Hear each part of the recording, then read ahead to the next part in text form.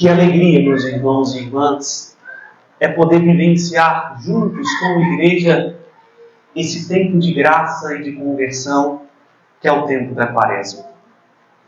Desde a última quarta-feira, a graça do Senhor nos conduziu ao deserto, para que através da oração, do jejum, da esmola, pudéssemos assim purificar nossos corações, de tal modo que quando chegar o dia santo da Páscoa, nós sejamos mais parecidos com o Senhor. E vejam, para que nós possamos entender o porquê estes textos foram apresentados a nós hoje, no primeiro domingo da Quaresma, eu vou usar de uma comparação.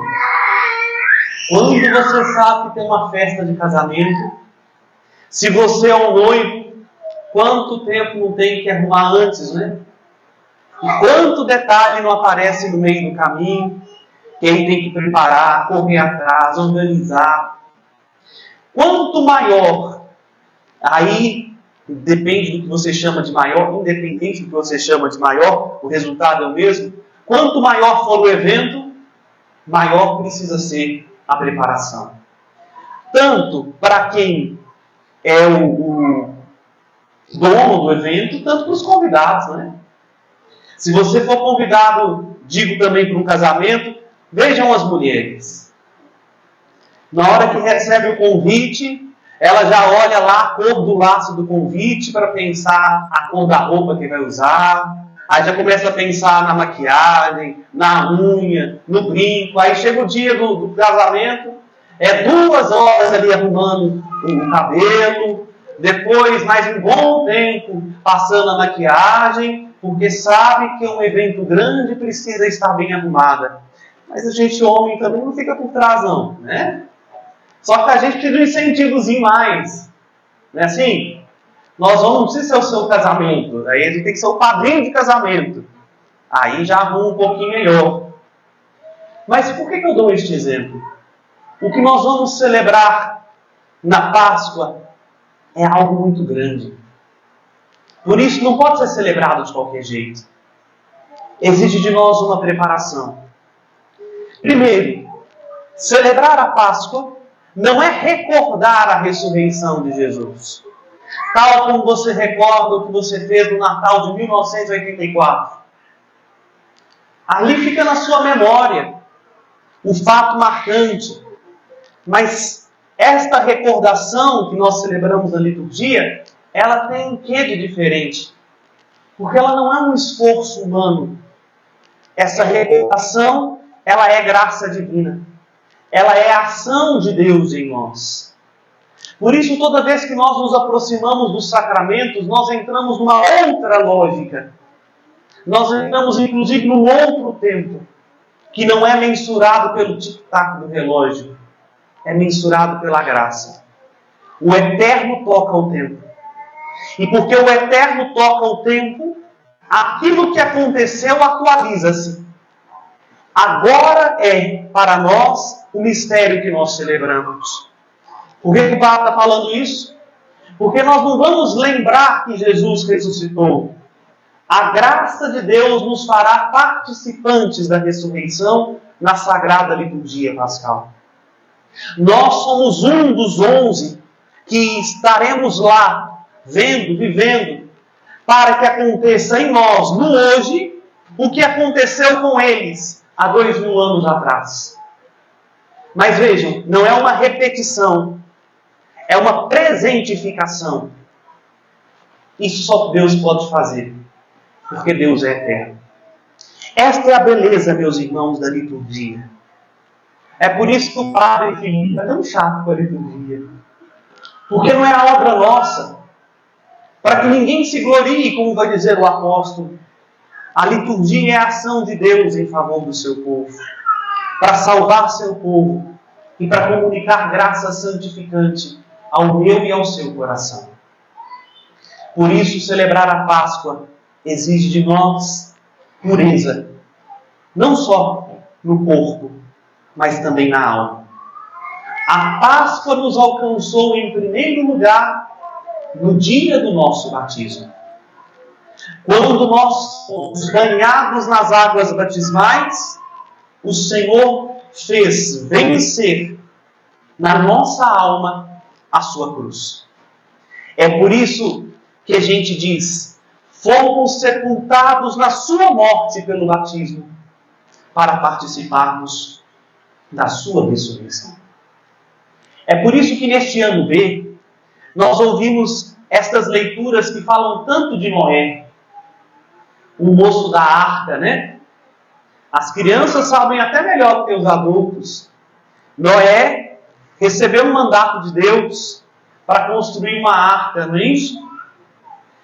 Isso é o que a gente sabe, mas tem um tiquinho antes. Noé só recebeu esse convite da arca porque ele já tinha uma intimidade com o Senhor. No meio daquela multidão lá em Sodoma e Gomorra que estavam obstinados no seu pecado, somente 8 foram salvos, não porque eles eram melhores, nem porque eles foram predestinados, ou porque Deus tinha um vínculo de amizade ou de predileção maior com eles. Não, não. É vergonhoso falar assim. Numa região inteira, somente 8 pessoas ouviram a voz de Deus. E por isso se salvaram. Bom, aqui então nós entendemos. Não existe salvação sem uma predisposição a ouvir a voz de Deus. Aí Deus diz: caso contrário, meu filho e minha filha, dá burro em ponto de faca. Porque a salvação não é obra humana. Ninguém pode salvar a si mesmo. A salvação é dom de Deus, que Ele concede generosamente aos corações que dele se aproximam. Por isso Pedro disse na segunda leitura que escutamos: salvaram-se 8, porque só 8 ouviram a voz de Deus. E salvaram-se como? Aí as crianças vão saber. Construindo aquele barco grandão, não é? Deus mandou os animais que entraram na barca. Depois que entrou a família de Noé, veio as águas do dilúvio. O porquê da água do dilúvio, né? Deus podia ter, entre aspas, acabado com o pecado, acabado com as obras do pecado de outra forma, sei lá, com fogo, com vento, furacão. Mas Deus quis usar a água. Não foi aleatório. Para que naquela água do dilúvio já estivesse prefigurado a água do batismo. De modo que nas mesmas águas, é assim que o padre vai abençoar a água lá na vigília pascal, e toda vez que é batizado, é assim que nós abençoamos a água, para que nas mesmas águas sepultássemos vícios e nascesse a virtude. O dilúvio não é um ato de vingança nem de punição da parte de Deus, mas é Deus que, na sua ação, prefigura aquilo que Ele vai fazer de modo único, irrepetível e definitivo através do seu Filho, sepultando não o pecador, mas o pecado. É isso que Pedro vai nos exortar, porque prestem atenção. Na primeira leitura, nós ouvimos a aliança que Deus faz com a humanidade. Vocês já pararam para perguntar? Quando o padre consagra o vinho, ele diz assim, né? Este é o cálice da nova aliança. Ora, se é uma nova aliança, significa que tem uma antiga aliança. A aliança é um pacto de 2 lados, ou com 2 pessoas, não é assim? Não tem aliança se é só um lado que quer. Por exemplo, não tem aliança conjugal se é só o marido que quer casar. Se a noiva não quer, não tem jeito. A aliança exige envolvimento de 2 partes. Mas olhem, Deus aqui faz uma aliança com o seu povo. Não com um povo agora. Não com um grupinho específico. Mas Deus faz aliança com a humanidade. Com todo o gênero humano. E diz assim: este sinal da aliança é o que coloco entre mim e vós, e todos os seres vivos que estão convosco. por todas as gerações futuras. Ponho o meu arco nas nuvens, como sinal da aliança entre mim e a terra. Quando eu reunir as nuvens sobre a terra, aparecerá meu arco nas nuvens. Então eu me lembrarei da minha aliança convosco, e não tornará mais a haver dilúvio, que faça perecer em suas águas toda criatura. Resumindo, o arco colocado no céu é a aliança de que Deus não quer condenar o homem. Deus não quer que o homem perca, Deus não quer que o homem morra. É interessante também que não é um sinal aleatório. O arco-íris no céu, ele tem um simbolismo, e Deus sabia muito bem com quem estava lidando, com gente limitada, mas que estava inserido numa cultura. Porque nesta época, quando dois povos estavam em guerra, e um retrocedia, queria negociar condições de paz, mandava o seu melhor soldado, o seu melhor capitão, com uma haste, e sobre o haste o arco pendurado. O arco da flecha, né? Pendurado o arco, servia para o exército do inimigo como um sinal de que eles não estavam querendo guerra, queriam paz, queriam negociar condições para que aquilo parasse. Vejam, o homem é que comprou guerra com Deus. A desobediência de Adão foi o homem que feriu de livre e espontânea vontade o coração do Senhor pelo seu pecado. A inimizade foi criada da nossa parte. Mas ele mostra o seu arco, dizendo que ele não está em guerra com o ser humano. Deus não é nosso rival, Deus não é nosso inimigo, pelo contrário, Ele é o primeiro a querer a nossa reconciliação. É um esforço de Deus que nós nos aproximemos e que nós façamos as pazes com Ele. Por isso vou dizer como o apóstolo Paulo disse naquela leitura que ouvimos na quarta-feira de cinzas: reconciliai-vos com Deus. Ele deseja reconciliar com você. O arco-íris é um sinal bem pequeno do tanto que Deus deseja você. Porque este sinal da antiga aliança deu ao novo seu lugar, diz Tomás de Aquino, no hino que a gente canta e que a gente nem sabe que foi São Tomás de Aquino que escreveu, né? Então, o Sublime Sacramento, conhecem? 7 estrofes, vai padre, a gente só canta 2, aí eu sei. A gente só canta as 2 últimas, mas são 7. Composta por Santo Tomás de Aquino. Lá Santo Tomás diz: o antigo cedeu o lugar ao novo. E qual é o novo? O apóstolo Pedro diz: a nova aliança é o sangue de Cristo. O sinal de que Deus não quer inimizade conosco. O sinal de que é Deus que faz tudo para que nós cheguemos a Ele é o sangue do seu Filho. Por isso o apóstolo Pedro diz: Cristo morreu uma única vez por causa dos pecados. O justo, disse Pedro, pelos injustos, para que nele nós recebêssemos o Espírito de reconciliação. O Espírito com E maiúsculo, o Espírito do Cristo, Espírito Santo. Vejam, o sinal visível que Deus coloca diante dos nossos olhos do seu amor é o lado aberto do seu Filho, de onde brotou sangue e água. Sangue que nos sustenta, água que nos purifica e que tocou a mim e a você no dia do nosso batismo. Por isso o batismo não é uma coisinha qualquer, não, viu? O batismo é um rito de passagem, como alguns querem que o batismo seja um ato socioantropológico, para marcar a apresentação da criança numa comunidade. Não! Quem crê assim não tem fé. O batismo também não é um preceitozinho que eu recebi da vovó, do bisavô, porque meu pai foi batizado, eu tenho que batizar. Não! O batismo nos dá algo muito grande, que vale muito mais do que a nossa vida. O batismo nos dá o Espírito de Cristo. E por isso, pelo batismo, nós nos tornamos algo que nunca nós poderíamos ser: filhos de Deus. Que grande graça, diz João na sua primeira carta, que grande graça o Pai nos concedeu de sermos chamados filhos.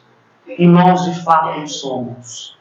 Porque o batismo faz com que a gente entre pela arca, entre pela porta da arca, que não é mais um barco de madeira, mas é o lado aberto de nosso Senhor, que continuou aberto após a sua ressurreição. Entendem? Se nós compreendêssemos o valor do nosso batismo, nós não viveríamos de qualquer maneira. Nós não teríamos vergonha da nossa fé. Muito pelo contrário. Faríamos todo o esforço possível para conservar em nós a graça que recebemos do nosso batismo. Disse eu na missa das 10 e vou repetir agora. Até para algumas pessoas que já estão pescando acordar. Qual é a data do seu aniversário? Vocês não nasceram, não? Eu não ouvi a data. Qual é a data do aniversário de vocês? Repete que eu não entendi. Vamos lá. Muito bem. E a gente comemora, não é? E precisa comemorar bem o nosso aniversário. Porque, afinal das contas, foi nesse dia que você deu as caras para esse mundo.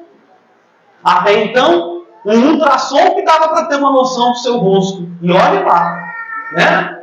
Mas nesse dia, o mundo te conheceu. E você conheceu o mundo.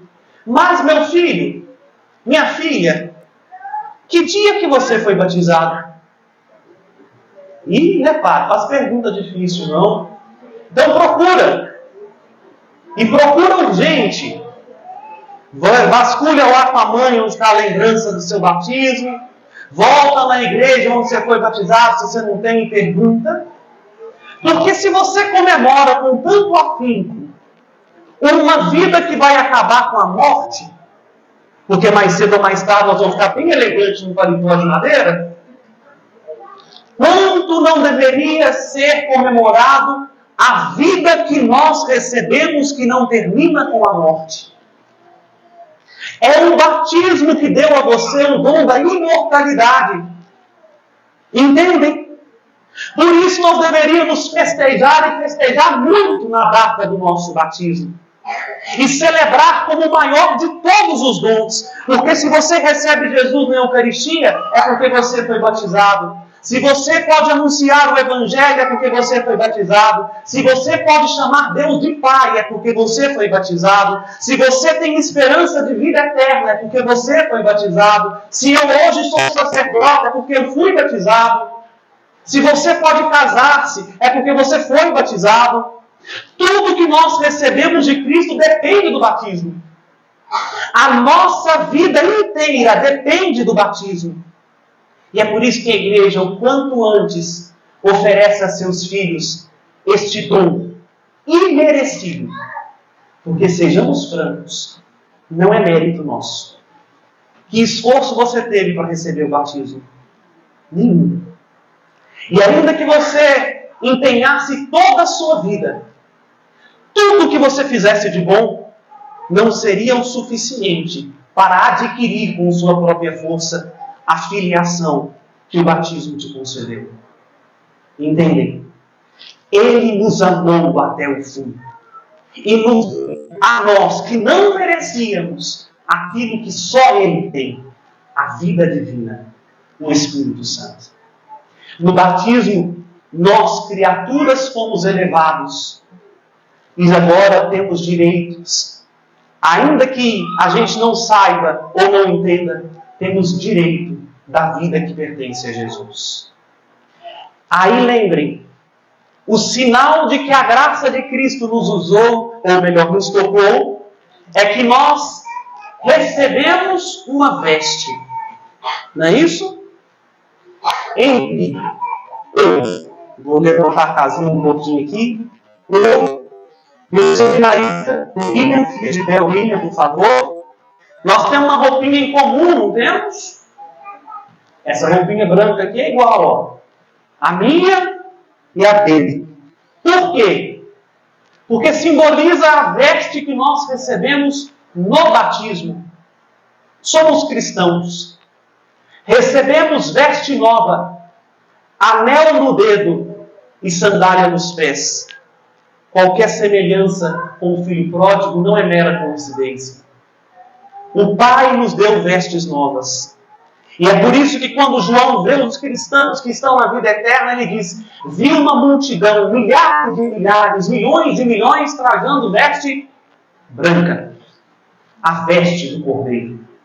Que lavaram e alvejaram suas vestes no sangue do Cordeiro. Aí aqui, abro parênteses, Maria José vai gostar, né? Aula de catequese litúrgica. Por isso que qualquer um na liturgia pode usar túnica. Humilha, tadinho. Não é menosprezando nem a ele nem a vocês. Só ele. A roupa é igual do padre. Por isso nós usamos a túnica. O padre tem uma coisinha a mais, não é? Uma não, né? Várias. Porque o padre é revestido de Cristo. Um cristão, que sou eu, que tem uma veste que ganhou no batismo, na sagrada ordenação, foi revestido de Cristo. Por isso que tem outras por cima. Para falar da dignidade do sacerdócio. Não é o Filipe. O Filipe desaparece para aparecer o Cristo. Por isso os outros paramentos, entende? Mas o que me interessa nessa missa é esta vestezinha aqui. Que nós recebemos simbolicamente no batismo. Entende? Lá no início da igreja, tinha o domingo in Laudis, que mantém até hoje, que é o segundo domingo da Páscoa, porque os adultos eram batizados na Páscoa, e eles tinham que conservar a túnica branca até o domingo seguinte, que é o domingo da misericórdia hoje. Então eles ficavam uma semana com a túnica e tinham que conservá-la branca. Era por isso chamado Domingo in Laudis, Domingo do Branco, que ficava a assembleia inteira na igreja de branquinho. Tantos quantos que tinham há muito tempo era um preceito de ir à missa ao domingo com a veste branca para recordar a pureza batismal. Bom, o que isso tem a ver com Jesus no deserto? Tudo. Uai, mas eu não entendi. Por isso que eu estou aqui. Bom, a quaresma é para purificar as nossas vestes. Porque é verdade ou não é? Tem hora que dá uma manchadinha, não? Seja porque deliberadamente a gente faz igual o filho pródigo e vai com essa veste tão bonita que recebemos no batismo aporcalhar-nos no chiqueiro, e tantos chiqueiros que a gente passou pela nossa história, ou pelo simples fato de a gente fazer o que precisa ser feito. Disse eu na missa das 10. Essa túnica, a parte mais ingrata dela é a bainha. Porque, olha, se o padre tirasse a casula, vocês iam ver a túnica limpinha, aparentemente. Mas se pegar a bainha do padre aqui, eu já vi ali na hora que eu estava paramentando, vou ter que lavar de novo. E a bainha é ingrata para lavar, viu? Quando eu era seminarista, eu tentei agilizar minha vida, sabe? Porque num dado momento, a gente tinha um privilégio no seminário. Tinha as moças que lavavam. Depois foi para o convívio na luz, aí nós tínhamos que lavar, inclusive, as nossas túnicas. Então, aí eu falei assim, vamos treinar a máquina aqui, né? Pegar um Vênus bom. Aí, pulso. Saiu branquinha. Na hora que eu olhei para a bainha, estava cinza do mesmo jeito. Aí eu entendi que minha mãe falava, a bainha tem que lavar na mão. E dá trabalho. Pensem em vocês. Toda semana tem que fazer isso. Pega a túnica, desdobra aqui, dobra aqui, que tem a bainha dupla. Aí vai debaixo do tanque e esfrega, esfrega, esfrega, até você contornar a túnica todinha e ver que está branquinho. Aí você pode pôr na máquina e acabar de lavar. Bom, por que o padre está dando esse exemplo tão banal? Porque é a mesma coisa na nossa alma. Tem hora que as manchas que estão na veste batismal são do simples fato da gente viver. Viver machuca, viver arranha. A gente, sem querer, Comprai pecado sem que ela não queria sujar tudo, mas tem que andar, não é? Para eu não sujá-la, só tem um jeito. Eu ficar quietinho, no mesmo canto, sem mexer, porque ela não vai arrastar em canto nenhum. Mas é impossível. Estamos vivos. Tem uma missa para celebrar, tem batismo para celebrar, tem casamento para assistir, tem confissão para atender. E a nossa vida é assim.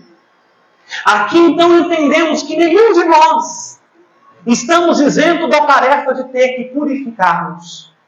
E a gente só purifica no deserto. Olhando para Jesus que vai para o deserto para ser tentado, nós entendemos o grande esfregão que nós precisamos dar para conservar a nossa veste branca. A Quaresma é essa oportunidade de ver que aquele que não tinha pecado também foi para a lavanderia. Foi para um lugar onde ele podia estar a sós, em oração. E enfrentou a raiz de todo o mal e venceu.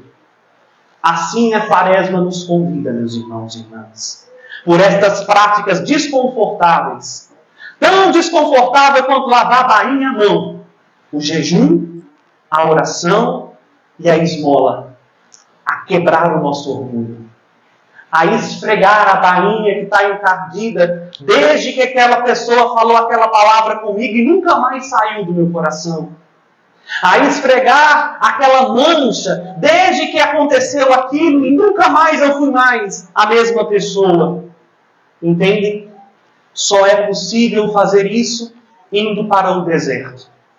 Indo para um lugar onde não tem mais ninguém a não ser você e o Senhor. Afinal das contas, somente essas duas pessoas conhecem a verdade. O deserto é um lugar onde nós, com muita frequência, precisaríamos visitar. E não é um lugar externo. Porque você pode estar lá no Saara e não ir ao deserto. Ou pode estar no centro de Belo Horizonte, na Praça 7, e ali está no deserto. Porque o deserto só é vivido quando a gente desce aqui, ao porão do coração. Onde só você sabe o que tem aqui dentro. Mas não só você. Onde o Senhor também sabe. E por isso Ele convida. Convertam. A Quaresma está diante de nós. Para que agora, usando esses grandes alvejantes do jejum e da penitência, da oração e da caridade, a gente possa, no dia da Páscoa, estar branquinho, veste branca, tal como o Senhor nos deu no dia do nosso batismo. É possível. Só depende agora da nossa vontade de deixarmos ser guiados pelo Espírito. E aqui termina essa grande homilia, não é? É o Espírito que sabe nos levar direitinho para o deserto. E só com o Espírito a tentação não se torna uma oportunidade de queda. É por isso que a gente reza no Pai Nosso dizendo: não nos deixeis cair na tentação. Ou, uma tradução mais ao pé da letra seria: não nos deixeis sozinhos quando formos provados. Porque a tentação, ela é, de fato, a prova se a nossa veste está limpa ou não. Dei alguns dias atrás esse exemplo e vou repetir porque a memória já não está ajudando muito. Então não sei se foi aqui, me desculpe se alguém escutou.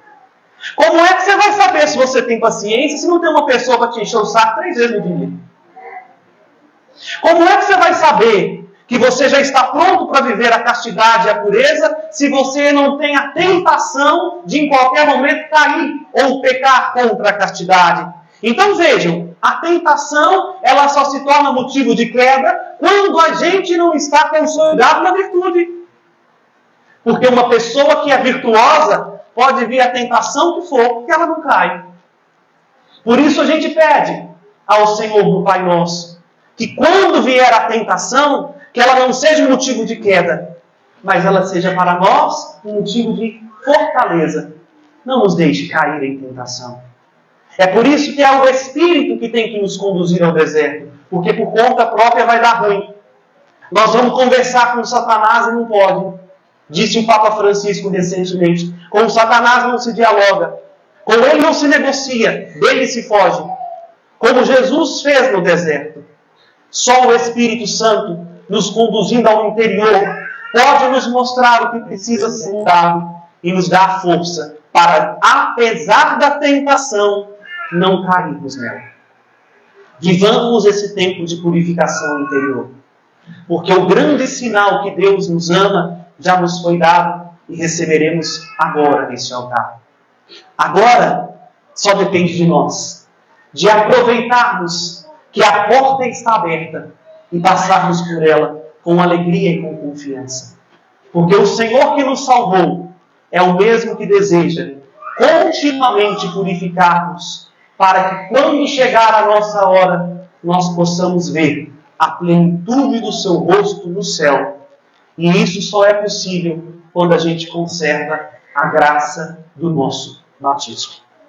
Só para você entender, eu termino com aquela parábola que nosso Senhor conta dos empregados que foram convidados para a festa do rei, não é? Todo mundo que rejeitou o convite não foi. Aí ele mandou ir para as ruas, chamar todo mundo. Só tinha uma condição: usar o traje, as vestes. É a única coisa que o Senhor pede de nós, que a gente conserve intacto a pureza do nosso batismo. Se está manchado, usemos as lágrimas do nosso arrependimento, aliado à penitência, à oração e à esmola, para purificar. Porque não nos falta a graça de Deus, e ela nos sustenta nesse bom combate da fé. Louvado seja nosso Senhor Jesus Cristo. Assim seja louvado. Creio em Deus Pai,